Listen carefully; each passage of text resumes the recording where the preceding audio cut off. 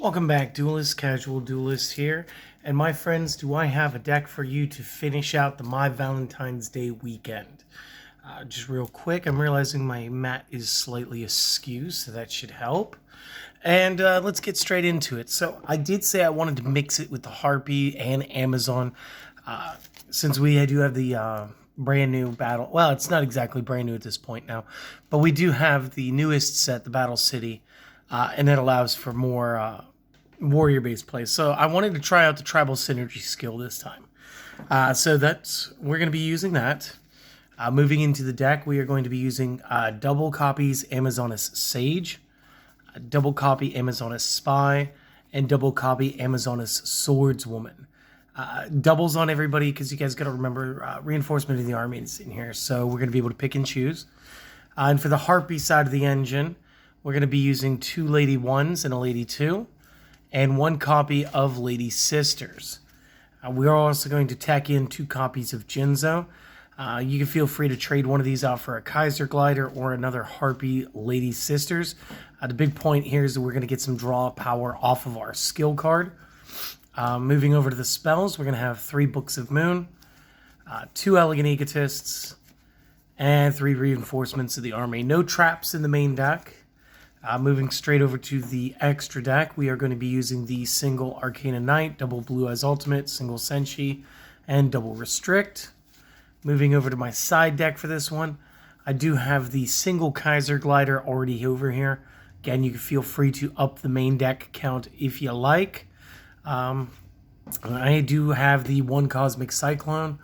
Between Jinzo in the main deck, and I think it was Sage with its ability to destroy spell traps. I felt like going to anti-spell trap centric would be just too much in the main, and this allows you to trade out for other options for game 2 and 3. I do have the 2 copies Waking of the Dragon in here, just in case our opponent does get crazy against our back row. And of course the 2 Zone of the Spirits, because that's really our out in case we go up against Inner Conflict. And of course, you will end up going up against Inner Conflict. So that is the final deck for the My Valentine weekend. If you guys were just here for that, I thank you guys for stopping by and watching.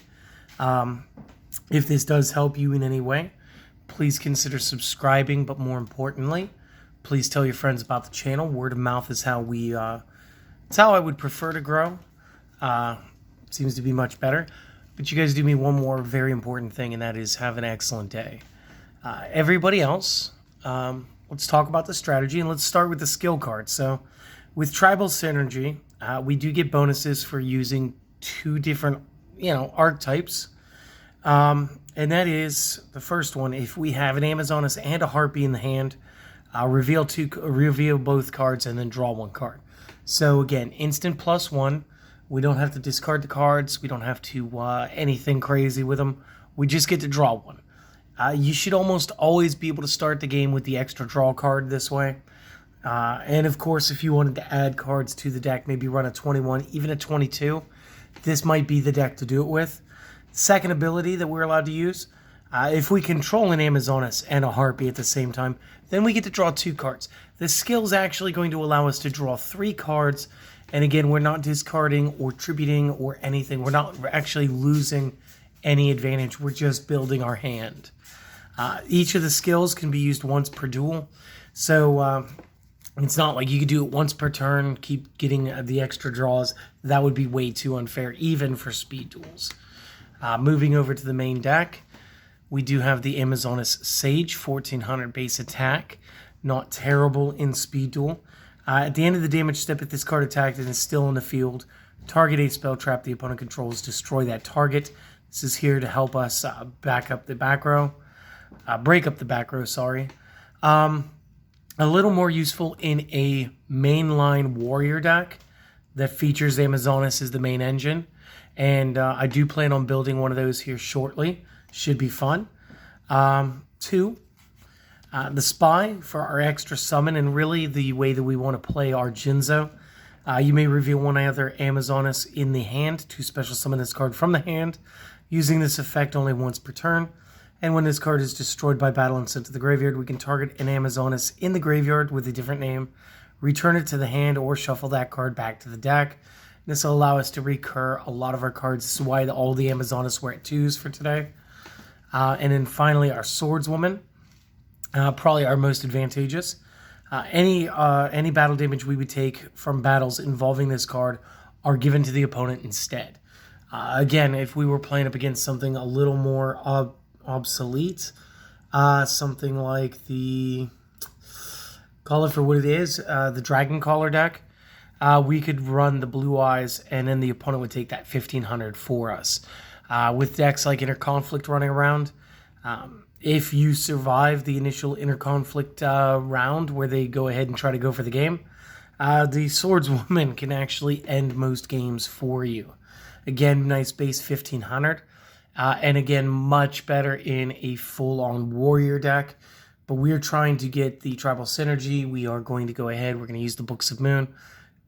And everybody notices that defenses are usually much weaker than attacks. Again, Kaiku, he's 18, but he's also 1,000. Jinzo is 24, but he's also 1,500. Then so there's like a lot of give and take with that. Even Grandmarg, the actual only monarch right now, 1,000 defense, even though he's got the 2,400 attack. And again, this should be enough most of the time for this deck to win. Going over to the Harpy side again, I did want 2 Harpy 1s to get the power bonuses, getting the wind monsters up 300. And the fact that we are going to go into Harpy 2 later really eliminates the need for Nobleman to cross out. Again, negate the effect of flip effects that this card destroys in battle. So, to themselves, nice little tactics. And again, Harpy Lady Sisters, again, I felt like you just kind of needed one more choice to go into, and this would help with the power scaling in the deck. Can't be normal summoned or set, must be first special summoned with the Elegant Egotist before you special summon it by other means. Not a lot of other means in the game right now. For Speed Duel anyway. And it's just another good option. Again, we got the double Jinzo. We want to make sure that the traps are not going to have effects on the field and can't be activated. Also very good.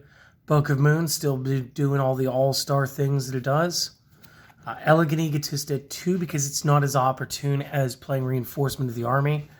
Reinforcement of the Army will let us add any one of our level 4 lower warriors from the deck to the hand, allowing us to instantly either add the Harpy or the Amazon that we need for tribal synergy draw skill, or in the case of we have a Harpy in our hand and an Amazonas already, we can go ahead, we can get Spy to the hand, reveal that other Amazonas, and go ahead and be able to board our Harpy and our Spy, go for the tribal synergy, draw 1, then the draw 2 once we board them, getting the full draw 3 off the skill in the same turn.